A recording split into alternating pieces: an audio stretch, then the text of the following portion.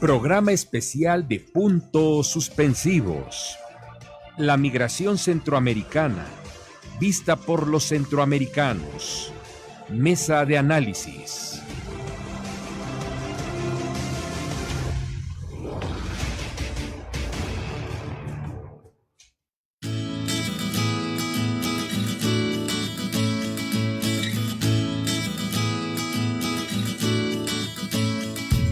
Si escucha una opinión, dato o corriente de pensamiento y le genera una reflexión, está usted escuchando Puntos Suspensivos. Puntos Suspensivos.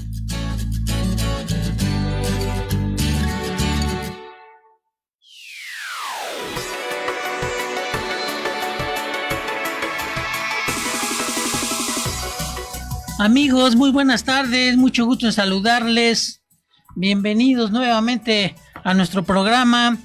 Hoy tenemos, como lo dice su título, dos invitados especiales que a continuación presentaré, pero primero le doy la bienvenida a nuestro compañero profesor José Escárcega. José, buenas tardes, gusto en saludarte. Muy buenas tardes, maestro Lerín, ¿cómo está?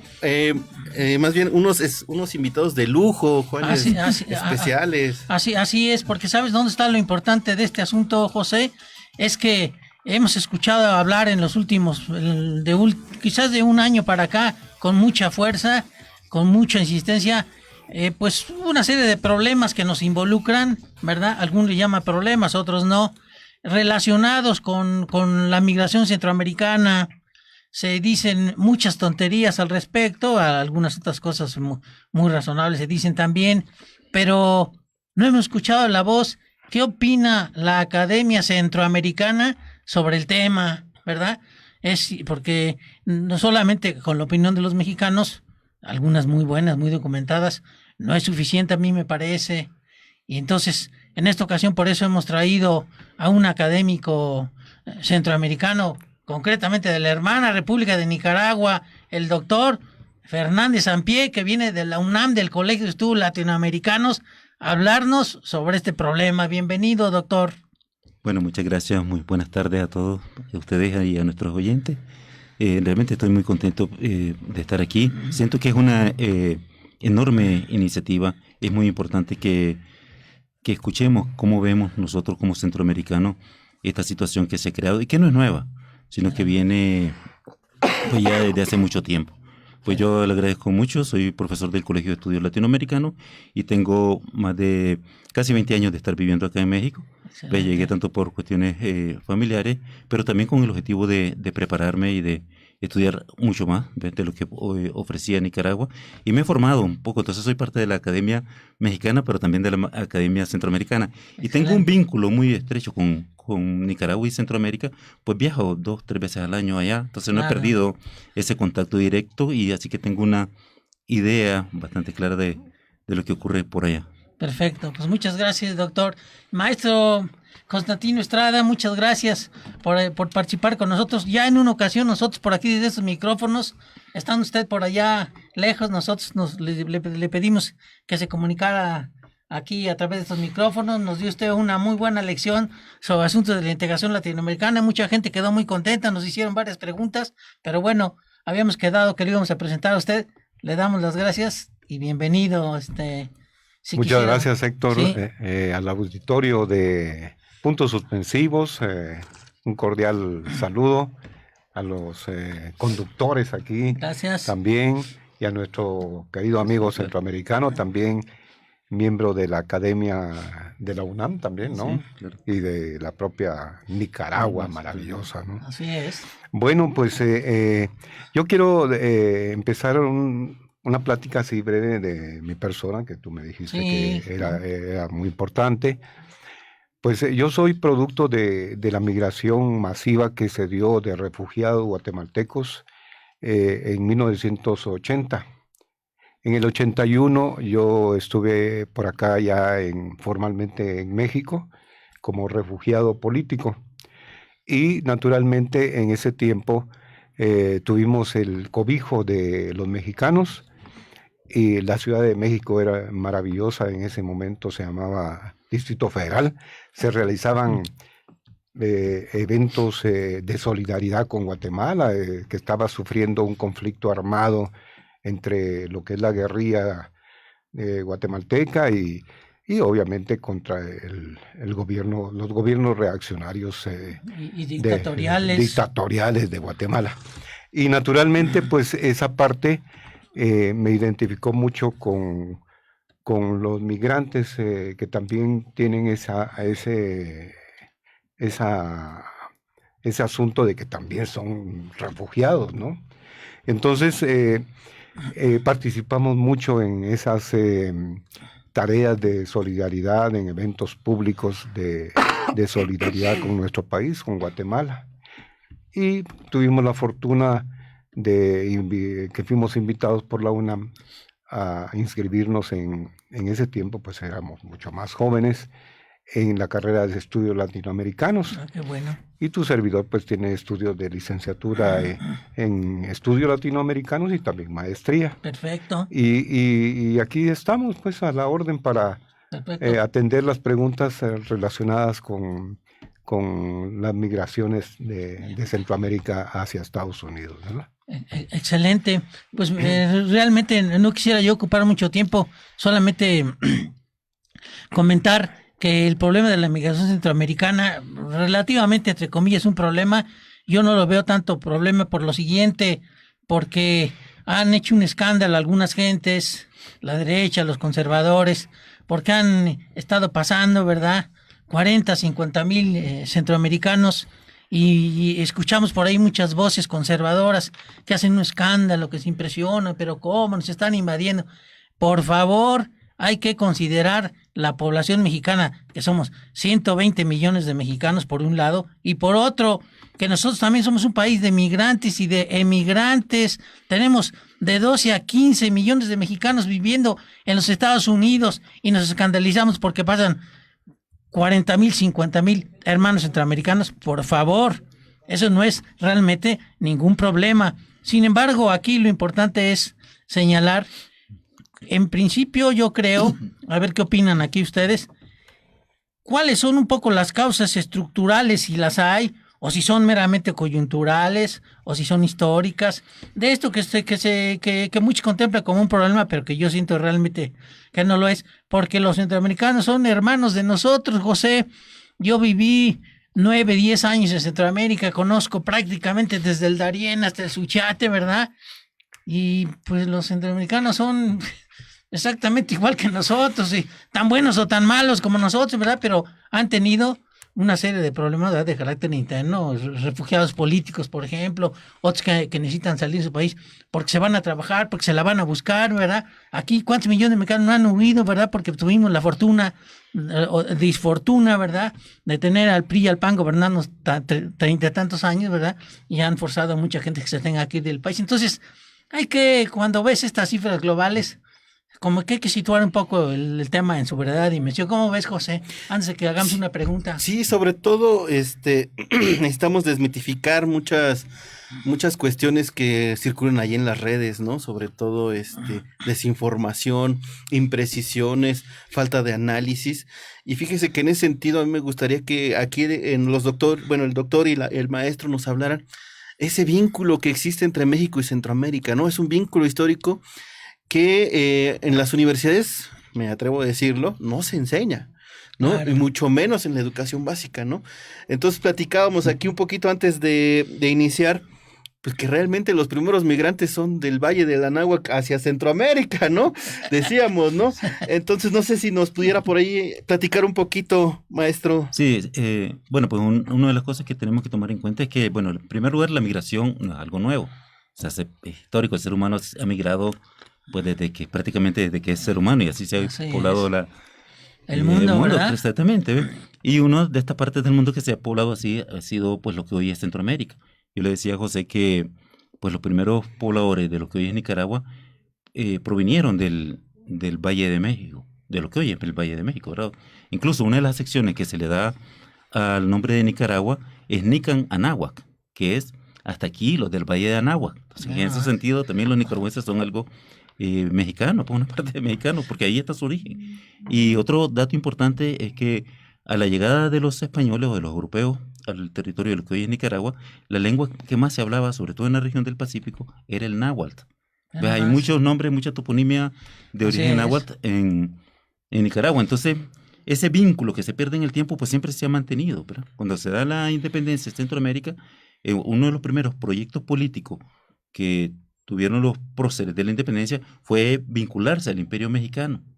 O sea, México ha tenido una presencia histórica en todos los periodos de los países centroamericanos, en los distintos periodos. Y es una presencia que pues, está en lo político, está en lo cultural, está en lo histórico. O sea, en los años 80 también fue muy evidente esta participación del pueblo mexicano y también en ese entonces también del gobierno mexicano para apoyar a los pueblos centroamericanos, especialmente en Nicaragua, El Salvador y Guatemala, que trataban de liberarse precisamente de esta dictadura y tratar de transformar la sociedad para que dejaran de ser tan injusta y que eliminar estas desigualdades sociales que también ahora generan estas migraciones. Claro, está bien. Pues ¿cómo ves, Constantino, estos elementos de carácter histórico que subraya aquí nuestro doctor? ¿Qué puedes decir de Guatemala? Que, por cierto, ahorita a ver si nos dices qué tanta proporción tiene de migración de Guatemala hacia los Estados Unidos, que pasa por México. Bueno, en realidad, bueno, vamos a empezar respondiéndote en relación a lo histórico. Sí. Todos sabemos que la organización que hicieron los españoles en todo lo que es América Latina, crearon los virreinatos y las capitanías generales. Y en ese momento crearon la Capitanía General de Guatemala, que abarcaba, curiosamente, desde lo que es Chiapas hasta la tercera parte de Panamá. Era lo que era la Capitanía General de Guatemala, llamado también Reino de Guatemala, ¿sí?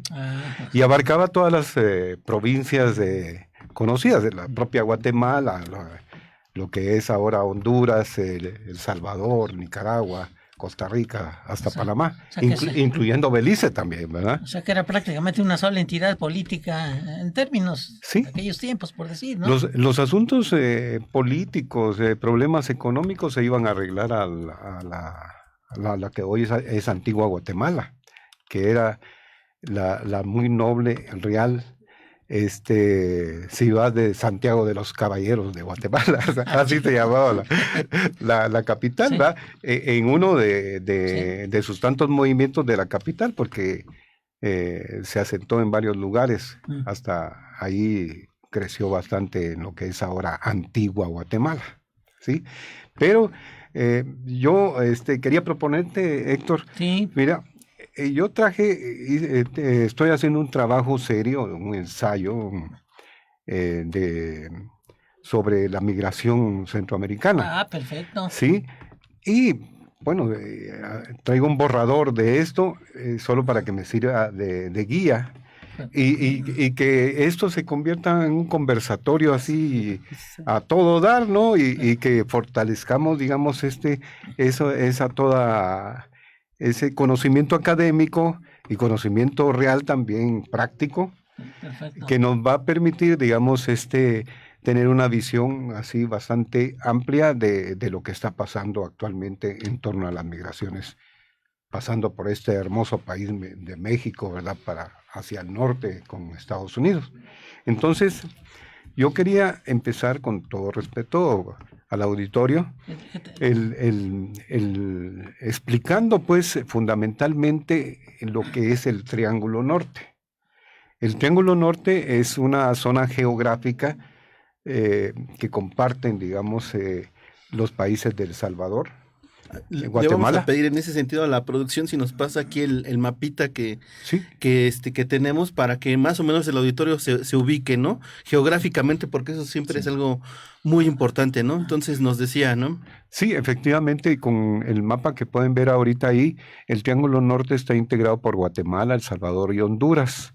Curiosamente no meten a Belice, siendo que está en la misma zona, ¿no? Belice está pegado a Guatemala. Pero bueno, el Triángulo Norte en términos técnicos le llaman nada más a los países que integran Guatemala, El Salvador y Honduras. No sé por qué los demás países de Centroamérica no los incluyen, porque Nicaragua también tiene migrantes. Costa Rica en menos nivel, pero también tiene, inclusive Panamá y también Belice. Pero, en fin, esa parte es bien importante porque es donde yo estoy planteando que para contribuir a que disminuyan las migraciones, que en primer lugar es un derecho universal, las migraciones, pero también debe ser afortunado de que en este momento se piensen en el desarrollo de Centroamérica. Sí, así es. Sí, y estoy planteando varios puntos bien importantes. El auditorio sin duda está viendo ahorita el mapa, en donde planteo unos puntos de desarrollo para Centroamérica, incluyendo por supuesto a Nicaragua y Costa Rica y Panamá. Entonces esos puntos que yo estoy señalando, estoy platicándoles, están enfocados principalmente, uno muy importante es en la parte norte de Guatemala que colinda con Belice. Ese punto es el que yo le llamo que es un punto de desarrollo turístico, porque es una zona completamente maya. Ahí encuentran las más hermosas arquitecturas piramidales de la civilización maya, ¿sí? Y la otra parte, ese sería un punto de desarrollo que sería muy importante tomar en cuenta para que países amigos pudieran contribuir para desarrollar esa zona. Y ahí se va a crear, obviamente, mucho empleo. Inclusive, ahí queda muy cerca hacia el norte los estados de Tabasco, Campeche, y también Quintana Roo, sí. Que tienen una arquitectura maya maravillosa también. Qué bueno. Que el proyecto de López Obrador es hacer ahí el Tren Maya, que ya lo empezaron a hacer. Pero esa parte que le corresponde a la cuna, corazón de la cultura maya, le llaman en Guatemala, a toda esta zona que abarca hasta parte de Honduras también, ¿sí? Ese sería muy importante desarrollarlo. El otro punto que yo presento es la frontera entre Honduras, El Salvador y Guatemala, que le llaman el trifinio, que viene de tres. De tres. Ahí hay como 25 municipios que comparte Guatemala, Honduras y El Salvador. Y ahí se pensó en un tiempo que fuera la capital de Guatemala. De la República Federal de Centroamérica, ¿sí? Y ese es un proyecto también que no arranca, no tiene el financiamiento necesario para poderlo desarrollar. El otro punto es en el Golfo de Fonseca, que lo comparte. Ahí en esa entrada de mar que tiene sobre, ahí donde dice El Salvador, sí. Ahí hay también municipios que comparten ese golfo, y lo comparten Nicaragua, Honduras y El Salvador, ¿sí? Y no los comparten en sí mismos, entonces pertenecen a cada país, pues, ¿verdad? Pero ahí también la industria turística despejaría, crece pues a escalas mayores si hay una inversión adecuada, donde participarían también medianas empresas, no necesariamente que sean non plus ultra, ¿verdad? Y el otro punto que también debe considerarse es el de que comparten casi Costa Rica y Nicaragua con el canal de Panamá, que está muy cerca. Ahí está el río San Juan, sí. Que comparte la frontera con Costa Rica, ¿no? Costa Rica. Sí, ese punto es bien importante, es un financiamiento que se está buscando por parte del gobierno nicaragüense con Rusia, China, y creo que también el Japón.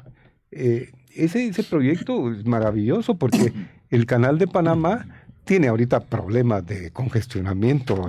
Sí, y además de los barcos. Y no va a desaparecer, además, porque finalmente va a continuar. El otro punto es el propio canal de Panamá, ¿sí?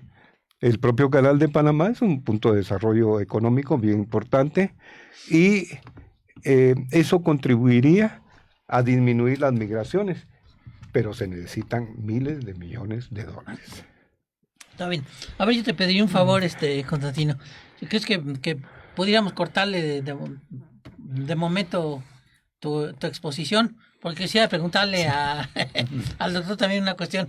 A ver, doctor, y un poco considerando este enfoque que nos está haciendo aquí el maestro Constantino, de que habla de cuestiones, por ejemplo, pues de turismo, ¿verdad? Que lo hace realmente con tanto entusiasmo, ¿verdad? ¿Qué opinión le merece el Tren Maya, por ejemplo, no? Sí, pero bueno, antes de contestar su pregunta, yo quisiera hacer una acotación más como de carácter histórico. Sí. Quiero señalar allí un poco los antecedentes de esta situación que se da ahora con los migrantes centroamericanos. Ah, perfecto. ¿Verdad? Sí. Que tiene que ver con pues, la realidad que vivíamos hace 40, 50 años. ¿Ves? Eso es un tema, un aspecto que muy poco o casi nadie de los medios de comunicación abordan ahora. ¿Ves? Pero hace 40 años en Centroamérica pues había un conflicto bélico. Pues había unas rebeliones populares que buscaban transformar la realidad injusta, que querían acabar con estas desigualdades sociales. Y ahí no podemos, no se puede obviar o no se puede ignorar que Estados Unidos tiene una enorme responsabilidad. Totalmente. Porque él apoyó a estos gobiernos totalmente oligárquicos, militares, ¿verdad? Dictaduras criminales que con tal de ahogar la rebelión popular, pues no pararon mientes, asesinaron a obispos, a sacerdotes, ¿verdad? Como fue el caso de El Salvador. Sí, o sea, Estados Unidos invirtió más de $1,5 millones diarios para hacer la guerra en El Salvador. ¿Ves? Entonces, abortó estos proyectos sociales de transformación revolucionaria que buscaban crear mejores condiciones de vida de la población. Y después una vez que se alcanzó la paz, no hubo inversiones para garantizar que las condiciones de vida de la población por la cual se había rebelado mejoraran. Pues no hubo inversión para la paz. Entonces, esta esperanza, este intento de transformación social no se logró. ¿Ve? Y más bien, por el contrario, después de firmarse los acuerdos de paz, se implementaron políticas neoliberales muy drásticas, ¿ve? Que llevaron pues a mayor desempleo, a mayor pobreza, y eso pues no se ha resuelto. O sea, las causas fundamentales, las causas que dieron origen al conflicto bélico no han sido atendidas y no son atendidas. Entonces eso es lo que ha llevado a estas migraciones, a que la población busque donde tener una esperanza de vida, un mejor trabajo. Yo creo que tenemos que tener claro eso en primer lugar. También tenemos que tener claro que las personas que emigran lo hacen obligadas. O sea, en su mayor parte, la mayoría de las personas quisieran estar viviendo en su lugar de origen, tranquilamente. Claro. Y no lo hacen porque no tienen garantía para su vida, no tienen trabajo, no pueden garantizar la educación a sus hijos. ¿Ve? O sea, los mismos programas que impulsan los organismos financieros internacionales no están pensados para mejorar las condiciones de vida de la población. O sea, lo primero que recetan es recorte a la educación, recorte a la salud, y recortes de empleo. Entonces, en ese sentido, ¿cuál es la alternativa de esta población? Entonces, la población se ve obligada. Hay que tener en cuenta eso. Se ve forzada por las condiciones a buscar, pues eso, una alternativa de vida, que creo que es un derecho de todo ser humano. Entonces, eso en primer lugar. Yo me acuerdo, perdón, sí, que en Nicaragua, José, y seguramente que el doctor no me desmentirá, ni aquí el maestro Constantino, que después de que derrotaron electoralmente a Daniel Ortega, después de la Revolución Sandinista, ¿verdad? Que Daniel Ortega era presidente y que resultó derrotado políticamente por una elección en la que Estados Unidos le prometió a la señora Violeta Barrio y a los opositores que después los iba a apoyar, y sin embargo, no solamente no los apoyó, sé que aplicaron una política neoliberal bestial. Bueno, eso se me hizo una locura. Se me hizo una verdadera locura. ¿Cómo es posible que tú aplicas un programa de choque en un país que ha salido de una guerra y que se está muriendo de hambre? Y que extraoficialmente, digamos, los índices de desempleo llegaron casi al 60%. Sí, así es. Entre el desempleo, digamos, oficial y entre el informal. Así es. Entonces, o sea, llegó a una cifra exorbitante, inimaginable. Entonces ya empezamos a encontrar a los primeros culpables del atraso y de la emigración centroamericana. Sí, los acuerdos de paz, tanto en El Salvador, que fueron primero, y por cierto, firmados aquí en México, Sí, exactamente. y los acuerdos de paz de Guatemala, que fueron apoyados siempre por la ONU, y finalmente, en un principio, como que tenían la proyección así de aplicarlos, ¿no? Ujú. Pero en términos reales, se fue disuadiendo la situación y no están funcionando. Ni en el propio Salvador, ni en Guatemala, ¿sí? Entonces, todas estas cosas son las que van provocando, digamos, que la gente resulte sin empleo, resulte con problemas de salud, que necesitan que sus hijos estudien, que también van creciendo y necesitan trabajar. Van creando una serie de problemas en las cuales ellos van acumulando esa situación en su observación que hacen de la situación del país y terminan migrando, ¿no? Y entonces yo quiero señalar así rápido, si me lo permites, Héctor. No, sí, cómo no. Las causas aquí las tengo, digamos, resumidas en 10 puntos nada más, no creas que... Bueno, primero es la pobreza y extrema pobreza generalizada en la región, no hay para dónde, ¿no? La represión política a la población, principalmente en Guatemala y Honduras. No quiere decir que los demás países no lo hayan, ¿no? Pero de todas maneras, como estoy enfocándolo como el Triángulo Norte, pues, ¿verdad? Sí. Fuertes diferentes ideológicas, diferencias sí. En ideologías, ¿verdad? También las cuestiones psicológicas, ¿verdad? Que provoca el racismo contra los pueblos indígenas y mestizos, especialmente en Guatemala. La grave desnutrición infantil. Los padres ven morir a sus hijos por falta de alimentación, falta de atención médica y no tener un trabajo estable. Asesinatos las bandas paramilitares de Guatemala y en todo Centroamérica. De El Salvador, ¿no? Sí, del Salvador. Los maras. Sí, en torno al conflicto que se estaba desarrollando en ambos países, ¿verdad? Bueno, afortunadamente Nicaragua en ese sentido se salvó porque en 1980 ya tenían el primer año de gobierno, ¿sí? Pero efectivamente tú acabas de mencionar un punto bien importante y lo quiero yo destacar ahorita, ya que tenemos una cobertura internacional, ¿verdad? Y aquí en México, en todo Centroamérica, y nos escuchan hasta en China, ¿no? Bueno, pero entonces lo que quiero yo destacar es eso de que acabas de mencionar tú, las maras salvatruchas, ¿sí? Esas pandillas. Yo siempre pensé que eran originarias del Salvador, porque los salvadoreños se consideran muy truchas. La trucha es el pez ese que nada contra la corriente. Es que eres bien trucha, eres bien listo. Pero el término salvatrucha se empezó a utilizar.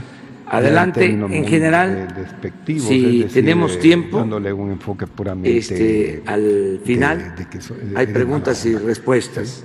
Si no, lo dejamos para mañana. No nacieron en El Salvador, según avisarles Jorge, de que ¿cómo se llama? Es muy probable que en esta semana se decide y se va a rifar el avión presidencial. Así como información para la semana. Y él afirma que los grupos... Tenemos una reunión mañana y los niños es muy probable y las madres que se lleve a cabo la rifa del avión presidencial. Contra el gobierno, como información para la semana. De ese momento, y decirles que el fin de semana nos fue muy bien. A migrar a Estados Unidos y les dieron refugio, digámoslo así. Pero fueron a dar a barrios muy fuertes, ¿sí? De Estados Unidos. En Estados Unidos, en ciertos estados de Estados Unidos, se asentaron ellos en barrios muy pobres y muy broncos. Y broncos, exactamente. Con mucha delincuencia. Sí, con mucha delincuencia.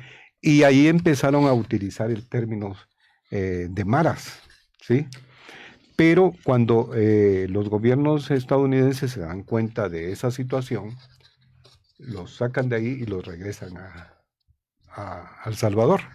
En El Salvador encuentran una situación, bueno, todavía no gobernaba el Frente Farabundo Martí, y encuentran esa situación adversa y empiezan a crecer las maras en el propio Salvador. Y empiezan las extorsiones, empiezan los asesinatos, y se fortalecen, se hacen tatuajes, se identifican, y para entrar aquí jalaban a los jóvenes que no tenían trabajo, y le decían que ibas a ganar buena lana, pero vas a hacer esto primero, ¿sí? Entonces esa situación ya se desarrolló en El Salvador así en crecimiento bastante grande, y ya tuvimos maras también en Guatemala y en Honduras. Terrible la situación, pero también están otra de las causas es el intervencionismo estadounidense. Claro. Por parte esto viene desde 1823 con la doctrina Monroe, cuando la doctrina Monroe dictaba América para los americanos. América para los norteamericanos. Sí, para ellos nada más. Los americanos del norte. O los estadounidenses, pues, ¿verdad? Sin embargo, pues esa situación de represión que se da con estas maras que les mencionaba, ha crecido tanto que la gente ya no soporta esa situación, y por eso migra. Dijéramos pues entonces que la migración es una migración forzada, ¿no? No es realmente que la gente quiera abandonar Nicaragua, Salvador, Guatemala, sino que es toda esta serie de políticas erróneas por parte de organismos internacionales, de gobiernos de derecha, ¿no? Y lo que obliga, ¿no? a hacer esto. Pero vamos con nuestro público, porque nos acaba de hacer ya algunas preguntas, ¿no? Por ahí está Erika Madrid, que nos saluda desde Arizona. Bien. Banderas McClown nos saluda desde California. Él Banderas. ya también es asiduo audio escucha. Concurrente de nosotros. ¿No? Ricardo Estrada, saludos al profesor Constantino. Ricardo Estrada, fíjese que ha sido un audio escucha bastante activo, activo, y nos está preguntando esto para los dos, ¿no? ¿Qué opinión se tiene de las acciones que el gobierno debe tener referente a las migraciones masivas? Y dos, ¿qué opinión se tiene referente a que las migraciones normales se basan en pocos migrantes en relación a las campañas de convocatoria masiva de migración? ¿Existirá un fin político con ello? ¿Cómo la ven? En primer lugar, se refiere a las políticas del gobierno mexicano. Sí. Pues bueno, ahí tenemos que considerar lo siguiente. En primer lugar, que pues a México, lamentablemente, al gobierno mexicano actual le ha tocado un papel muy, muy difícil.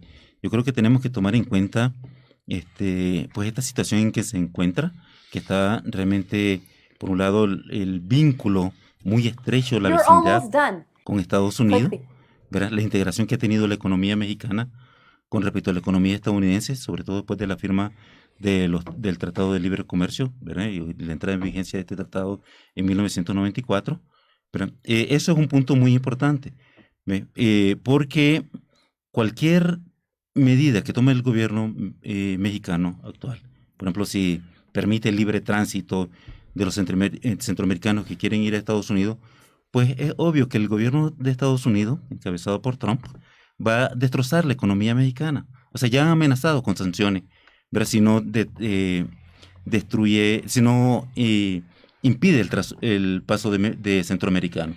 Entonces, en ese sentido, el gobierno mexicano está como entre la espada y la pared, ¿ve? Y por un lado, pues lo que está haciendo hasta cierto punto es aplicar las leyes de la República Mexicana, ¿verdad? Que eso es también una función del Estado. En ese sentido, pues es muy, muy complejo y muy difícil, ¿verdad? Yo creo que hasta cierto punto, pues hay que señalar que aunque es muy polémica y ha generado mucha crítica, esta política, pues siento que sí ha habido un cambio en relación a lo que hicieron los gobiernos previos. Especialmente yo señalaría esta propuesta del presidente López Obrador de tratar de promover desarrollo en los países centroamericanos, o sea, atacar de fondo, o sea, atacar la raíz del problema. Y ahí yo vincularía con lo que decía Constantino al inicio. O sea, está bien, me parece muy buena la idea, una propuesta de promover el turismo en Centroamérica, sobre todo en estos países que generan más migrantes, pero no puede descansar únicamente en una actividad. Tiene que ser algo más integral, algo que sobre todo posibilite que las poblaciones migrantes, sobre todo en el campo, puedan satisfacer sus necesidades de alimentación, sus necesidades de salud y de educación. Entonces tiene que ir más allá. O sea, también tenemos que pensar en qué tipo de desarrollo queremos, qué estamos diciendo con desarrollo, porque también tenemos que tener presente que ahorita, por ejemplo, en Guatemala hay muchas empresas que tienen estos proyectos como hidroeléctricos que están arrebatando el territorio a comunidades indígenas.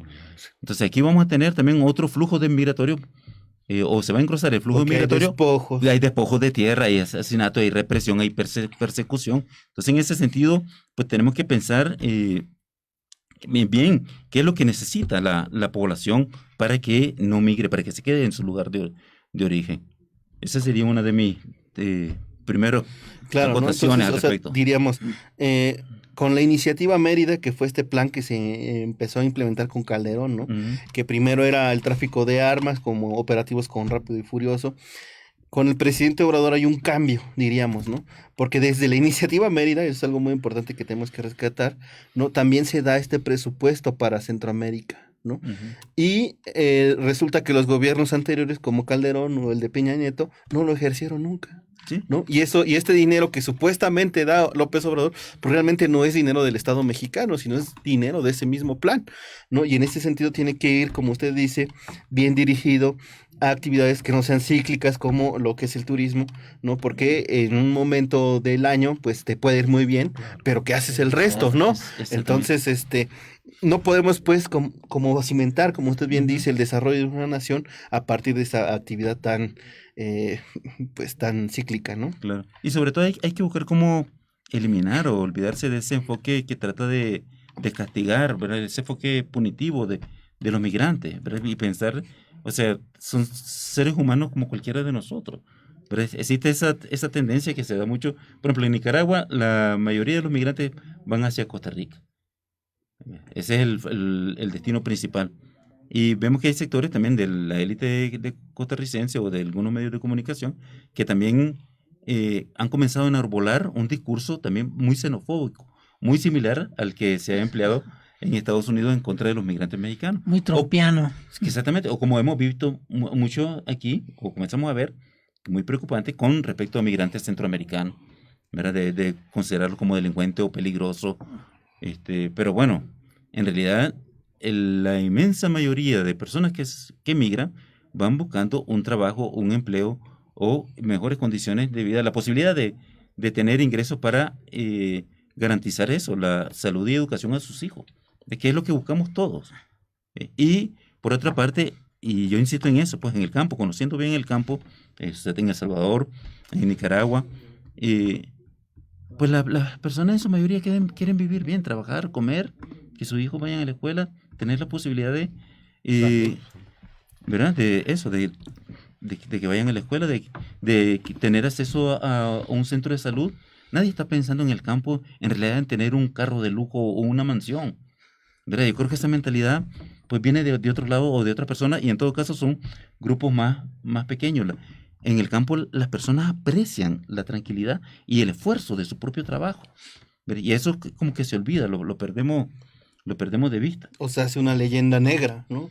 Contra los centroamericanos, diciendo que son delincuentes, que no aprecian lo que hacen, etcétera, etcétera.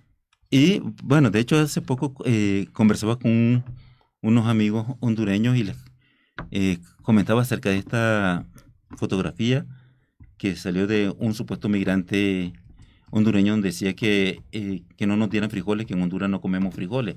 Y decía, ¿cómo me explicas eso?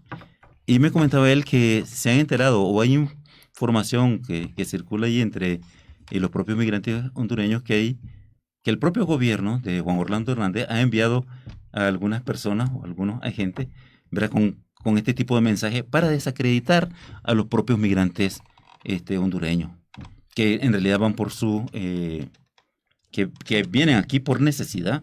Sí. O sea, digamos, uno de los platos típicos y principales de Honduras es la baleada, ¿verdad? Que es una quesadilla de frijoles. Entonces es ridículo que alguien diga que en Honduras no se come frijoles, ¿ves? O que te rechacen los frijoles. O sea, en realidad los migrantes son muy agradecidos y muy respetuosos. Así como de la misma manera que la mayoría de migrantes mexicanos han respetado y pagan impuestos en Estados Unidos, respetan las leyes, así también son los migrantes centroamericanos. Sí, claro. Pues ahorita estabas hablando de los frijoles, me acordé del riquísimo gallo pinto de Nicaragua. Sí, y hasta me dio hambre. Sí. Oye, a ver, yo quería preguntar al maestro Constantino, yo diría que un segundo responsable también de la crisis centroamericana y de la migración son los gobiernos dictatoriales de Centroamérica, Constantino. Tú que viniste aquí como refugiado político, ¿verdad? ¿Qué opinas? Porque yo, no sé, por ejemplo, este hombre que se acaba de ir de Guatemala, que dijo que era un payaso de circo. ¿Quién es este hombre que se fue en Guatemala, que gobernaba tu país? Jimmy Morales.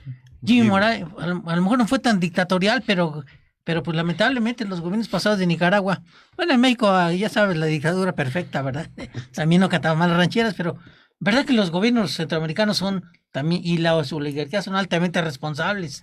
Por supuesto, y en el caso de Guatemala, tiene que ver también las garras del imperio, ¿verdad? Guatemala tuvo maravillosamente 10 años de primavera, le llaman, ¿verdad?, en el país de la eterna dictadura. Esos 10 años fueron de 1944 a 1954, con los gobiernos de Jacobo Arbenz Guzmán y del doctor Juan José Arévalo, un maestrazo que muy preparado, y construyeron todo un proyecto, digamos, y lo aplicaron además con la población, porque ellos tenían problemas con la United Fruit Company, o sea, la compañía frutera norteamericana que se asentó en Guatemala y también en Honduras, en todo Centroamérica prácticamente. Sí, entonces esa parte ha sido terrible para Guatemala porque se produce uno de los primeros golpes de Estado de América Latina. Claro. Sí. Dirigidos por la CIA, que se acababa de estrenar. Sí, y creo que el que dirigía la CIA en ese momento era pariente del gerente general de la United. Los hermanos Foster. Sí, exactamente. Foster Dulles. Sí, entonces, imagínate, viene curiosamente le llaman la Revolución de Octubre, ¿verdad? Del 20 de octubre en Guatemala, ¿va? Y tal vez pensando en la Revolución de Octubre de la Unión Soviética. De la Unión Soviética o de la Rusia en ese momento, sí, ¿no? De Rusia. Sí. Sin embargo, se da la situación de ese gobierno que venía creciendo. Dentro de la población se ganó muchos seguidores porque empezaron a comprar incluso las tierras ociosas que no cultivaba esta compañía frutera, ¿sí? A comprárselo, así de derecho. O sea, no robarles, ni expropiarles. Vengan para acá, las vamos a repartir con los campesinos. Y eso lo hicieron, y eso no les gustó. Entonces, eso era comunismo, ¿verdad? Era comunismo. Uy, qué miedo, ¿verdad? Y resulta que finalmente le dan el golpe de Estado a este presidente y tiene que salir del país, pero dejó sembrado ahí toda esa cultura todavía que mucha gente de Guatemala la recuerda con mucho cariño y quieren resucitar, digamos, el proyecto de Jacobo Arbenz principalmente. Finalmente, esas situaciones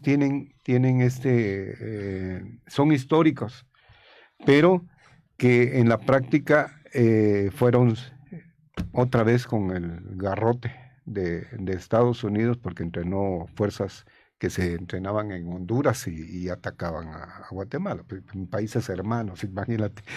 Y resulta que pues así le dan al traste a la revolución guatemalteca. Y a la democracia guatemalteca. ¿Sí? Y quiero destacar un detalle, pero bonito, que ocurrió. Ernesto Che Guevara estuvo en Guatemala en ese tiempo, en el periodo ese, ya casi a finales de 1954, y él contribuyó, estaba ahí emocionado por lo que estaba pasando, antes de llegar a México a apoyar a Fidel Castro. Y esa situación es hermoso porque ahora hay un hotel aquí. Durmió el Che Guevara, aquí se hospedó, él, con orgullo lo presentan, pero lo malo es que no toman las características y la ideología maravillosa de solidaridad que tenía el Che Guevara en ese tiempo, pues, bueno, en todos los tiempos que él vivió, ¿verdad? Pero, y se perdió esa situación maravillosa. Y ahora se está luchando para regresar a eso, pero ya sabe, las oligarquías y los grupos de poder económico, cuidado, aquí no pasas. Eso lo vimos en Honduras, realmente, ¿verdad? Con el gobierno de Manuel Zelaya, al quien le dieron golpe de Estado en el 2009. Pues fue un gobierno que comenzó a preocuparse por los sectores populares. O sea, una de las principales medidas, una de las primeras medidas que tomó el gobierno de Zelaya fue incrementar el salario mínimo. O sea, fue un incremento mínimo, o sea, pequeñito, fue muy mínimo.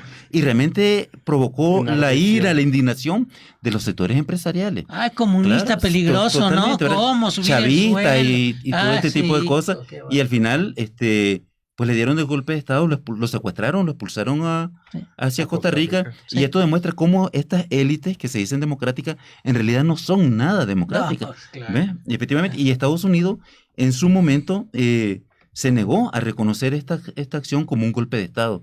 Incluso hay informes de los agregados políticos de la embajada estadounidense que analizan esta situación. Incluso el argumento que dicen los que están a favor del golpe y los que están en contra del golpe, y los argumentos de los distintos personajes involucrados, y llegan a la conclusión de que efectivamente es un golpe de Estado y que las Fuerzas Armadas no podrían, no tenían derecho y constitucionalmente está prohibido expatriar a un ciudadano hondureño. Y ese es el informe que le pasan al Departamento de Estado, ¿verdad? Y el Departamento de Estado, en ese entonces dirigido por la señora Hillary Clinton, rehúsa a llamar golpe de Estado a lo que ocurrió en Honduras. Y eso genera violencia, generó más pobreza. Entonces, este gobierno que estaba preocupándose por atender las necesidades básicas de la población fue destruido. ¿Y de dónde provienen ahora la mayoría de inmigrantes? Pues de Honduras. ¿Verdad? De Honduras. O sea, hay una relación de eso, ¿no? Entonces, ese es otro, bueno, otra de las causas de esta situación de tantas caravanas de migración o de la expulsión de personas en estos países, porque las élites en realidad no son verdaderamente democráticas. Y en este sentido, yo me atrevería a decir, maestro, perdón que lo interrumpa, no son realmente empresarios, porque son rentistas, ¿no? Totalmente, porque sí. al tener estos incrementos en impuestos, en salarios, parece que su rentabilidad cae. Y entonces, como nada más están acostumbrados todo a comprar barato y vender caro, a no desarrollar la ciencia, la tecnología, la productividad, la mejor organización de los procesos de trabajo, pues como son rentistas, pues un aumento así les pone en duda toda su rentabilidad y por lo tanto sus ganancias y por lo tanto sus intereses, totalmente, ¿no? De acuerdo. Déjenme, perdón por interrumpirlo, nada más déjenme ir aquí con nuestro público que nos está haciendo preguntas. Bueno, Ricardo Estrada, la migración también se ha impulsada por gobiernos en el marco de la desglobalización. Bueno, ahí habría que hacer como una acotación, ¿no? Este término de desglobalización, sobre todo impulsado por Jalife, me parece que es algo impreciso, ¿no? Sí. No sé si ustedes estén de acuerdo, si quieren ahorita lo comentamos, pero yo comentaría rápidamente, no existe tal desglobalización. O sea, la globalización que vivimos más o menos desde finales de los años 80, 90, ¿no? Con la caída de la Unión Soviética, ¿no? Hasta ahorita, fue una globalización neoliberal. pero el mercado mundial siempre ha estado en construcción, dijéramos que es más bien es una etapa de lo que es el mercado mundial, ¿no? A mí por eso se me hace muy impreciso este término de desglobalización o nacionalistas y globalistas, ¿no? Como si fuera dicotómico, ¿no? Me parece que más bien la globalización encabezada por las empresas, por las grandes corporaciones, está en decadencia. Sin embargo, vamos a tener que rescatar los intereses nacionales para seguir conectados al mercado mundial, para seguir produciendo desde maíz hasta computadoras, ¿no? Pero conectados al mercado mundial en otros términos. En otros términos, no es lo mismo irte a entregar, ¿no? Como lo hicieron los gobiernos en Centroamérica o aquí en México, a tener una propuesta nacional, ¿no? Sí es. Bueno, Morena Meoki nos está viendo. Ricardo Estrada, una pregunta más. ¿Qué hacen los gobiernos centroamericanos, llámese Guatemala u Honduras, para evitar la migración de sus propios connacionales? Al final, debiese entenderse como un trabajo entre gobiernos. Quisiera creer, o sencillamente no se está haciendo nada, y se deja la tarea al vecino próximo, de paso a EU. Jesús Osuna, saludos desde Mazatlán, muy buenos programas. Gracias, Jesús, esperemos cumplir tus expectativas. Esmeralda Data. ¿Y qué opinan de que en la Segunda Guerra Mundial Estados Unidos requirió migrantes centroamericanos para que trabajaran en su país? Se le llamó la política de braceros. Ese fue el inicio del sueño americano. Y Rodolfo Gaona nos está viendo. Saludos a Rodolfo. Sí. Yo quisiera comenzar cuestionando la idea del sueño americano, ¿verdad? O darle otra interpretación. Porque se dice, no, es que los migrantes van hacia Estados Unidos en busca del sueño americano. Yo creo que no. En realidad, para mí va en busca del sueño o de la aspiración de todas las personas. Que es, vuelvo a insistir en eso, pues tener un trabajo donde tengas un salario digno, ¿ves? Que tengas un salario que te posibilite educar bien a tus hijos, garantizarles la salud, tener una vivienda digna, ¿verdad? No una chocita que se está cayendo o una casa hecha de cartón. Entonces, ese no es un sueño exclusivo de los ciudadanos estadounidenses o sueño americano, es de todo ser humano. O sea, todo ser humano quiere una vida digna. Entonces, la mayoría de las personas que van migrando van en busca de eso, pero es porque no existen posibilidades en sus países.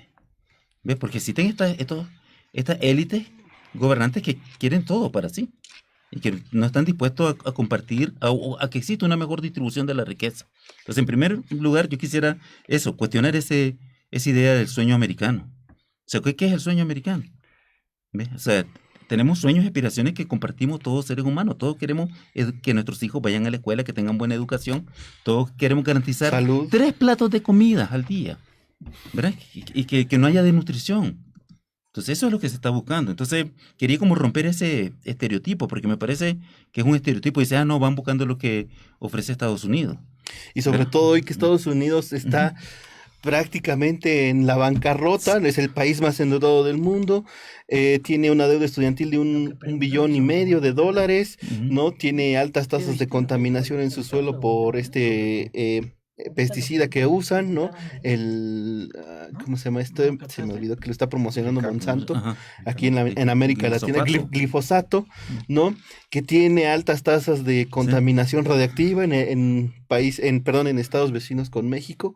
No, justamente cuando Estados Unidos está en su peor decadencia, pareciera que los amigos y hermanos centroamericanos buscan esa realidad allá, ¿no? Y es que también el gobierno de Estados Unidos ha jugado con una migración, ¿verdad? Cuando le conviene, pues cuando quiere mano de obra barata, hay como una flexibilidad, ¿verdad? Después cuando como lo utiliza también como un arma de represalia política, también como una arma de coerción económica, como enfrentaría México realmente, o está enfrentando a México, si permitiera el tránsito hasta la frontera con Estados Unidos. Entonces, en ese sentido también hay que estar claro de eso. Por ejemplo, voy a hacer un paréntesis aquí y hablar un poco de Venezuela, pero se habla mucho de la cantidad de migrantes o exiliados que hay de Venezuela, sí. Pero se le está estrangulando económicamente, se le han impuesto sanciones económicas brutales. Entonces, si realmente se quisiera mejorar las condiciones de vida o evitar que tantos venezolanos salieran, pues levantar esas sanciones, no tiene sentido esas sanciones. Entonces ahí vemos cómo Estados Unidos juega con una migración, con estos problemas de los países latinoamericanos, pues a su favor, ¿verdad? Utilizándolo como arma política y como arma de coerción económica. Oye, fíjese que nada más para redondear un poquito el punto de Venezuela, ¿no? Por ejemplo, Venezuela no propone cerrarse a la globalización, ¿no? Hablando ahorita otra vez el término de la globalización, ¿no? Venezuela lo que propone es que haya inversión rusa, haya inversión china, haya inversión norteamericana, haya inversión francesa, haya inversión británica en el sector petrolero, pero solo hasta un 40% de lo que es PDVSA, ¿no? El otro 60% se lo queda el Estado y el Estado lo administra, ¿no? Y ese es el enojo de los norteamericanos, ¿no? Que tengan esa dignidad de defender un recurso natural estratégico, escaso, ¿no? Y eso es lo que enfada a estos gobiernos, ¿no? A esta élite, ¿no? Pero a ver. Bueno, yo quiero aproximarme a dar una respuesta de el auditorio, ¿verdad? Que está preguntando, y por ahí reiteradamente Ricardo Estrada, que lleva honrosamente mi apellido,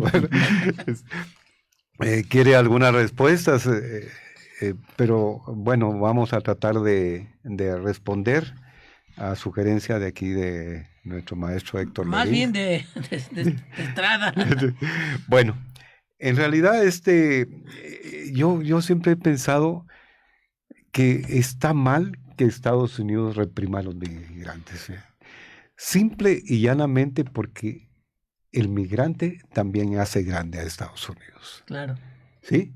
En primer lugar, es un estado prácticamente multinacional porque tiene de todas las migraciones del mundo, ¿sí? Pero en este caso particular de Centroamérica, que Centroamérica realmente curiosamente es una tierra, parece el paraíso terrenal, ¿sí? Tiene de todo, igual que México, ¿sí? Me consta.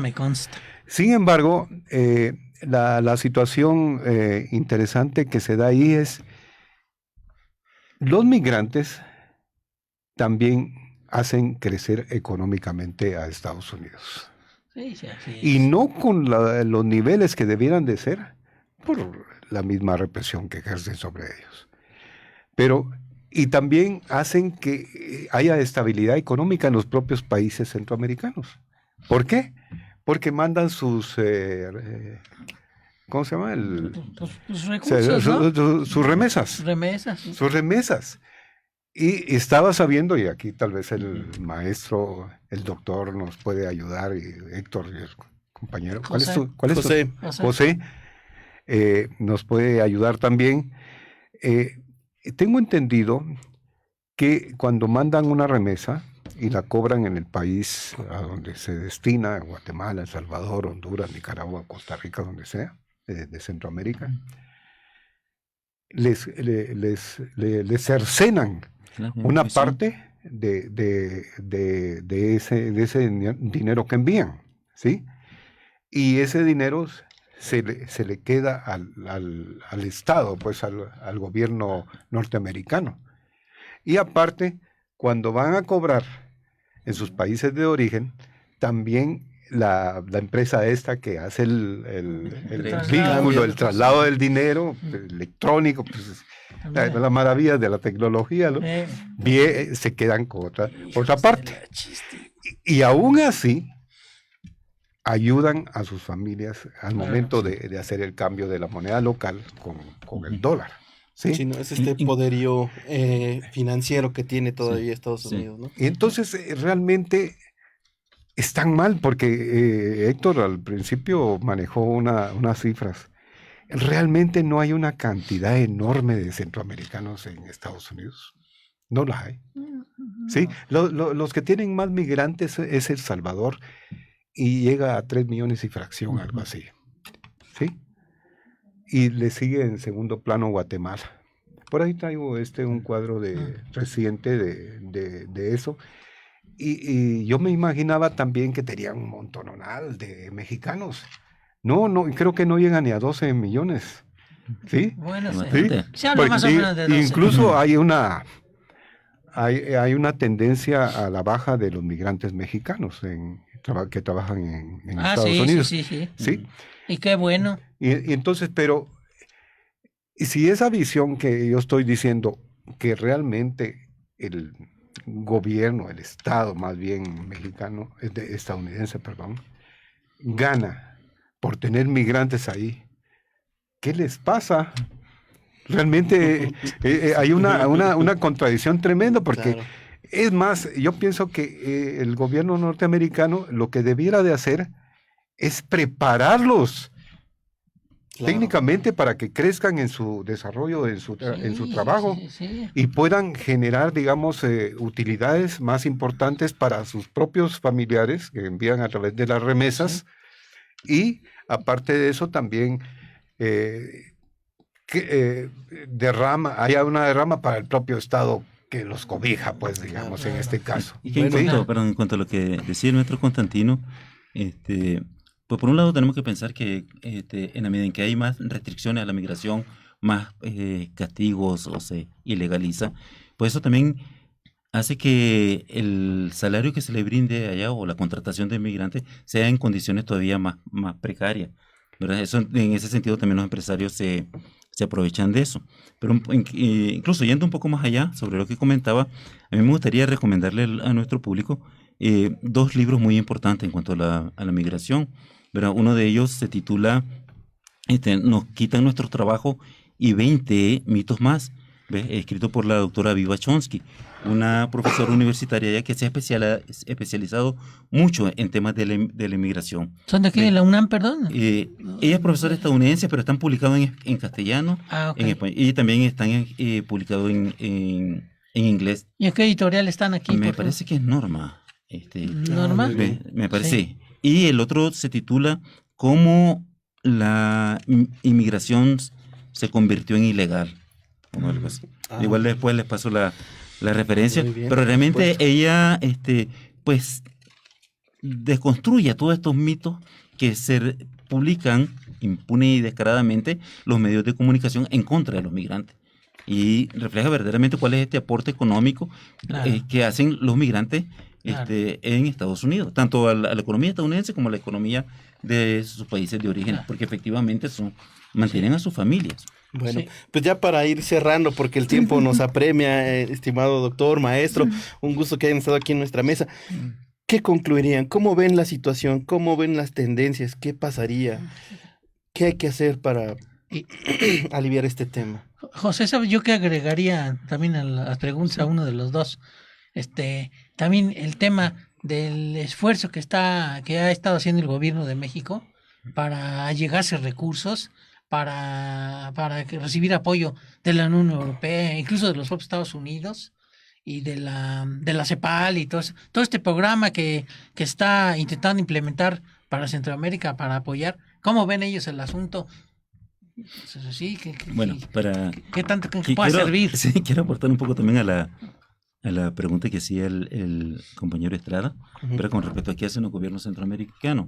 En primer lugar, yo señalaría que el gobierno de Honduras en realidad está funcionando verdaderamente como un agente del gobierno estadounidense, porque ha castigado y ha aprobado medidas policiales en contra de los migrantes de su propio país.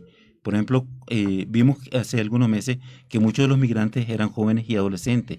Entonces ahora se aprobaron disposiciones donde para migrar el joven o el adolescente que quiera hacerlo debe tener el permiso de su papá. Incluso, o que debe ir acompañado con su papá. O sea, son disposiciones, o sea, Honduras sí ha tomado ciertas medidas para cortar este flujo de migrantes, que la población hondureña no salga en busca de otras opciones de trabajo y de vida fuera de sus países. Pero esa no es la respuesta.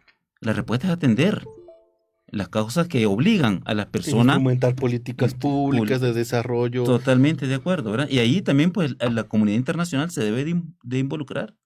¿Ves? Yo creo que ha estado también mucho como espectadora o respaldando también estas políticas punitivas que no dan resultados, que no llevan a nada. Entonces se necesita un verdadero programa de reconstrucción de Centroamérica, de reconstruir la infraestructura productiva, de creación de empleo, de mejora de los programas de salud. O sea, hay que incluso fortalecer los estados, porque los estados centroamericanos son totalmente endebles, son muy débiles. O sea, no pueden cumplir la función que debería cumplir todo verdadero estado nacional. ¿Ve? Entonces, en ese sentido, pues, en tanto no se aborde esas causas de orígenes, siempre va a haber población que quiera migrar y que quiera buscar paz y trabajo y mejores condiciones de vida en otros lugares, sea Estados Unidos o cualquier otro país del mundo. Claro. Yo quiero que se me permita con su permiso de ustedes. No, sí. Aquí creo que somos demócratas, ¿no? Sí, lo que podemos. Pero no del Partido Demócrata de Estados Unidos, nada que... Pues somos democráticos, no somos democráticos. Bueno, también se vale. Lo que pasa es que es un término que... que se apropiaron.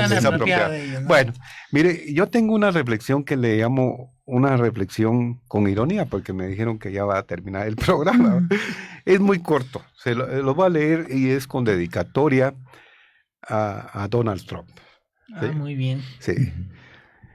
Estaría bien y sería aplaudido por todos los pueblos del mundo que Estados Unidos terminara de construir su muro. Sólido y fuerte, y que dure muchos siglos, no solo con la frontera con México, sino también con Canadá, así también amurallar sus litorales del Golfo, del Atlántico y del Pacífico. Un país completamente amurallado, ¿sí? Su espacio aéreo, o sea, su cielo. Lo construirían ahí un gigantesco domo, un techo, a prueba de bombas atómicas. Estaría excelente que retiraran todas sus tropas de los marines del mundo, y soldados esparcidos por todo el mundo antes que fueran expulsados de los pueblos del mundo, que sufrieran la expulsión por parte de los pueblos. ¿Sí? Y como sucedió con Vietnam. ¿verdad? Vietnam les dio un ejemplo a los norteamericanos. Así es. Fue una de las primeras derrotas importantes que ha tenido el imperio norteamericano. El pueblo y gobierno cubano, estaría excelente que retiraran todas sus tropas de marines que estaba mencionando. El pueblo y gobierno cubano lograría por fin expulsar de Guantánamo a los soldados y a los marines que están asentados ahí en su territorio. Esa cárcel de Guantánamo. Sus embajadores y cónsules los harían que regresaran a su gran territorio norteño, el actual Estados Unidos, y de pilón se llevaran consigo al gobierno y sus cómplices sanguinarios de Israel. ¿Sí? Sin el protectorado estadounidense en Israel, Israel no es nada. ¿Sí? En esta forma, automáticamente desaparecerían las hostilidades y guerra con los hermanos palestinos, y juntos construirían un nuevo Estado que se empezaría a llamar la Gran Palestina. Por cierto, dicen que Jesús era palestino, el maestro Jesús, pues, no el Hijo de Dios, el maestro. Y luego, los pueblos del mundo invitarían a sus compatriotas que trabajaran en Estados Unidos, llorarían porque regresaran los migrantes a sus países, a Estados Unidos, para que se pusieran a trabajar, porque les resultaba muy pesado a los gringos, a los norteamericanos, hacer el trabajo que hacen los migrantes. Pero sin embargo, ya los migrantes ya estaban regresando a sus países de origen. Por fin, los estadounidenses y sus organizaciones nefastas obtendrían lo que siempre han soñado, que nadie los moleste. Pero al verse sin migrantes trabajadores, tuvieron que empezar a trabajar en labores que hacían los migrantes. La pizca de las cosechas, trabajos pesados, labores domésticas, etcétera, etcétera. Y empezaron a extrañar ahora sí a los migrantes, que ya lo había citado anteriormente. Empezaron a comprender entonces que la importancia del trabajo de los migrantes era realmente buena para ellos. Y le pedían a Dios y a su gobierno torpe que invitara a más migrantes. El primer país del mundo completamente amurallado había diseñado en esto que yo estoy llamándole un pensamiento de carácter puramente irónico, ¿sí? El país había diseñado una perforación donde permitía que llegara la droga para seguirse drogando ahí en el territorio norteamericano. Y entonces así entenderían por qué realmente los migrantes son importantes para Estados Unidos. Y el mundo entero se compadecía de ellos. Pero lo maravilloso de este final es que todos los pueblos del mundo empezaron a vivir en paz, sanos, felices y conviviendo y cuidando a nuestra reina madre en la naturaleza, que junto al trabajo de hombres y mujeres ayudaba a que todo creciera debidamente. Este pensamiento irónico lo quería leer aquí porque realmente lo que está haciendo Estados Unidos es torpe, completamente torpe. No, porque las estadísticas no mienten. En realidad, si vemos las migraciones, ya no digamos desde 1980, digamos, o de 1970 para acá, no son migraciones abruptas, así gigantescas. No ocurre eso. Yo siempre pensé que México tenía muchísimos millones de migrantes en Estados Unidos y no es cierto. No es cierto. Y Estados Unidos es un continente que algunos dicen está completamente deshabitado. Hay mucho territorio que poblar ahí, ¿sí? Entonces, este pensamiento lo quería transferir para dejarlo ahí, para reflexión de nuestros oyentes de puntos suspensivos, para que quede así cabalmente con puntos suspensivos y lo piense, porque realmente esto no está bien. Bueno, pues le agradecemos mucho su asistencia aquí al doctor Guillermo Fernández Arpía, al maestro Constantino Estrada. Y bueno, ya nada más despedirnos de nuestro auditorio. Ricardo Estrada, ojalá pudiéramos cumplir con tus expectativas. Nos dice que nos da un like, que les gustó mucho nuestros programas. No te pierdas los próximos. Sí. La próxima mesa será... Bueno, el 17 de febrero tenemos ahí con bombo y platillo, maestro, a Pedro Miguel, ¿no? Hablándonos del libro de Wikileaks, ¿no? Así es. Precisamente.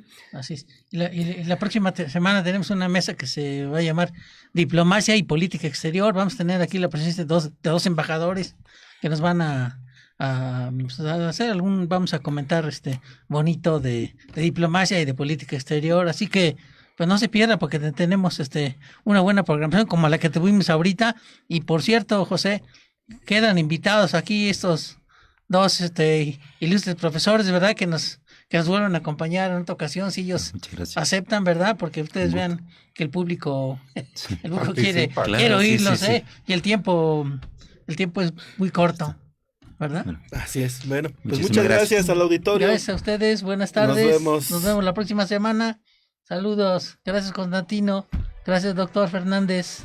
Sí, gracias.